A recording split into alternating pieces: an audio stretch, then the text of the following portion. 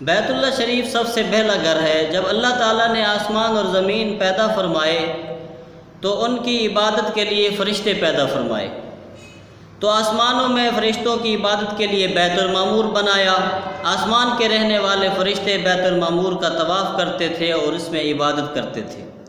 یہ دیکھ کر زمین کے فرشتے، زمین میں رہنے والے فرشتوں کو بھی شوق ہوا کہ انہوں نے بھی بارگاہ الہی میں درخواست پیش کی کہ مولا ہمارے لیے بھی زمین میں ایک گھر ایسا ہو جس کا ہم طواف کریں اور اس میں تیری عبادت کریں۔